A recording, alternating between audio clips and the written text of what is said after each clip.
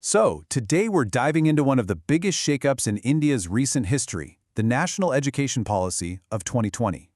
This is the first major overhaul in more than 30 years, and it's aiming to completely remake the country's learning landscape for the 21st century. All right, so here's our game plan. First, we're going to tackle the big why. What was the crisis that made this change so critical? Then, we'll unpack that new 5 plus 3 plus 3 plus 4 structure. After that, we'll see what this new journey actually looks like for a student and how teachers are being empowered. We'll also dig into the policy's push for making education truly for all, and we'll wrap it all up with the key takeaways you need to remember. So, first things first, why a whole new policy?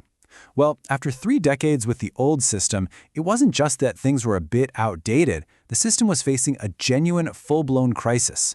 And this, right here, is the heart of that crisis. The number is just mind-boggling. Over 5 crore children, that's more than the entire population of some countries, were in elementary school but couldn't do basic reading or math. This wasn't just a small problem, it was a foundational learning crisis that made a total overhaul absolutely necessary.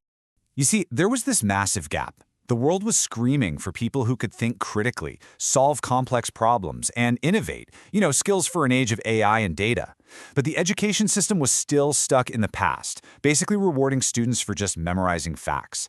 The goal had to change, and fast, from just knowing stuff to learning how to think and adapt for a lifetime. So let's get into the biggest structural change in the whole policy. And believe me, this isn't just moving a few things around. This is rebuilding the entire school system from the ground up. On the left, you've got the 10 plus 2 system that pretty much everyone is familiar with. Now look to the right. That's the brand new 5 plus 3 plus 3 plus 4 design. It's a total rethink designed to actually match the different developmental stages of a child's brain, from toddlerhood all the way to young adulthood. And this is where you see the first really radical shift. That first number, the 5, is the new foundational stage. And for the very first time, it brings kids from ages 3 to 6, preschool basically, into the formal education system.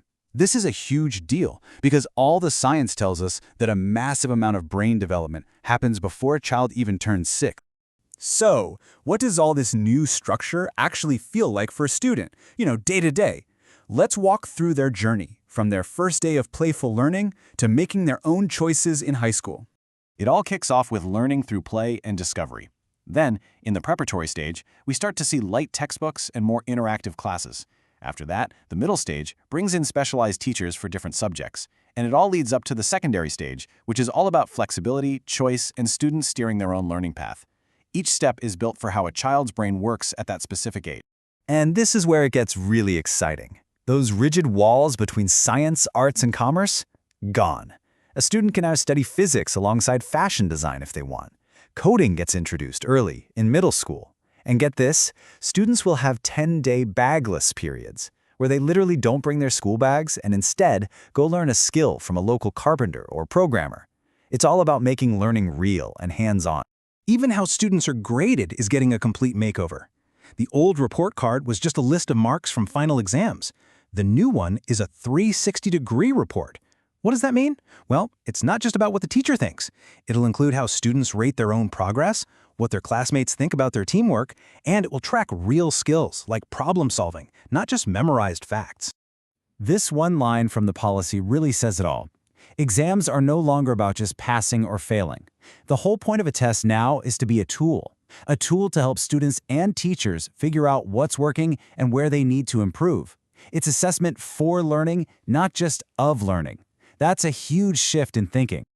Let's be real, none of this works without amazing teachers. The policy knows this and puts teachers right at the center of everything, recognizing that they're the ones who have to make all this change happen. So to make this new system work, teachers have to keep learning too. And that's why the policy requires every single teacher to get at least 50 hours of professional training every year. This isn't a one-and-done thing. It's a serious, ongoing commitment to make sure our educators have the latest skills to help their students thrive. So it's a total professional upgrade. We're talking about a new national standard for teaching. Promotions will be based on merit, not just how long you've been on the job. And by 2030, you'll need a solid 4-year B.Ed degree to even enter the profession. The big idea is to give teachers the skills and the freedom they need to be truly great. Now, a massive piece of this new policy is making sure that no child is left behind. It's a huge push to ensure that every kid, regardless of their background, their gender, or where they live, gets a real shot at a great education.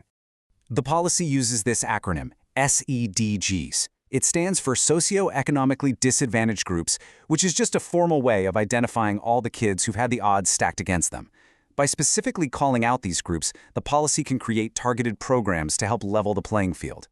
And this isn't just theory. These are actual, concrete actions. We're talking special education zones in the most disadvantaged regions, a dedicated fund to support girls and transgender students, and making sure schools are fully accessible for children with disabilities.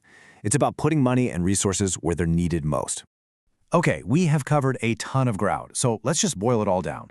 What does this massive reform really mean for students, for their teachers, and for the country as a whole? For students, the biggest change is more freedom and less stress. It's the freedom to mix and match subjects you're passionate about and to learn without that constant, intense pressure of do-or-die exams. It's about understanding, not just memorizing. For teachers, it's all about respect and empowerment. It means getting the training they need to be great, having a career path that rewards their hard work, and, crucially, having the autonomy in the classroom to teach in creative ways that actually work. And for the country, this whole thing is a blueprint for a future-ready India. The vision is to raise a generation of citizens who are creative, ethical, and can think for themselves. Exactly what's needed to thrive in a world that's changing faster than ever.